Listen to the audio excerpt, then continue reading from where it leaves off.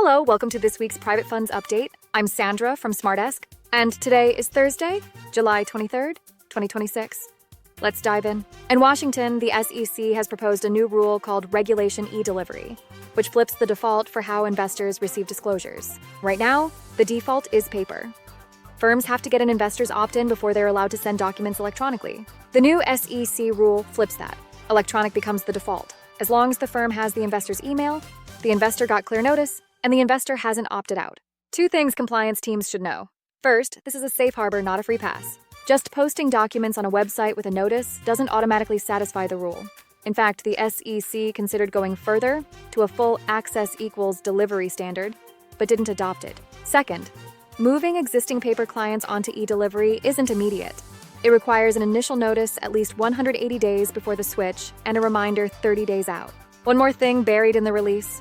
E-delivery under this rule is exempt from e-Sign Act consent requirements. That's one less compliance step firms have had to build into onboarding.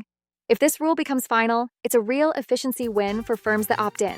Turning across the Atlantic, the UK is officially breaking away from its European regulatory inheritance. The FCA and HM Treasury have published detailed proposals to overhaul and streamline the UK's alternative investment fund managers regime. The goal?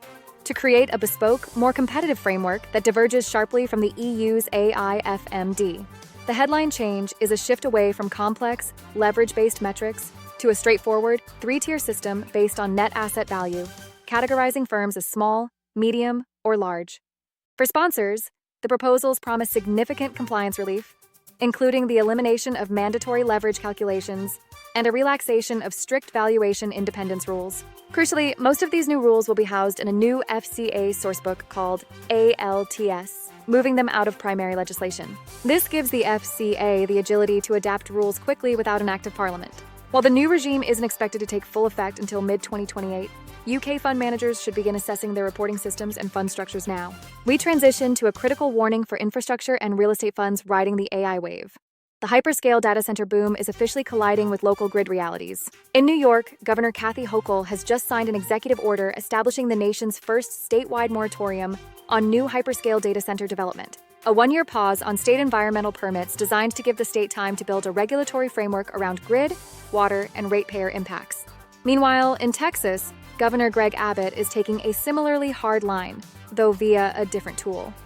He sent a directive letter to state utility regulators to shield residents from surging infrastructure costs. Taking direct aim at data center tax incentives, Abbott has stopped short of proposing a Texas moratorium. This is a cost allocation and incentive crackdown, not a building pause. For private equity sponsors, this represents a massive injection of zoning, tax, and underwriting risk.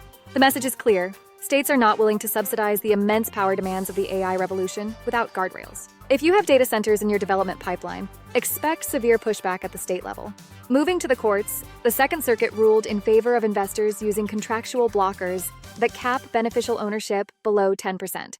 A standard tool used across pipes, registered offerings, and convertible deals to avoid Section 16(b) reporting and liability. Before its 2023 bankruptcy, Bed Bath & Beyond issued derivatives to Hudson Bay Capital with contractual blockers, capping Hudson Bay's beneficial ownership at 9.99%. Hudson Bay made over $300 million trading BBBY stock while staying under that cap. Investors use beneficial ownership blockers to avoid classification as a Section 16 insider. That status carries two costs under Section 16: strict liability disgorgement of short swing profits and ongoing SEC reporting obligations. By staying under 10%, investors can fund companies without triggering either. BBBY's successor, Butterfly, sued to recover the $300 million short swing trading profits, claiming that blockers were illusory because the contracts could someday be amended by mutual consent, and unsettled trades briefly pushed the investor's stake above 10%. The Second Circuit disagreed, holding that a valid, honored blocker prevents ownership from arising, and properly drafted and followed blockers can validly shield investors from Section 16(b) liability. The ruling confirms that a widely used structuring tool still works, letting sponsors manage public market exposure without tripping Section 16(b's strict liability reporting regime. That concludes this week's briefing. For a deeper analysis on how these changes affect your compliance programs and deal structuring, please review our newsletter and visit www.smartesc.ai.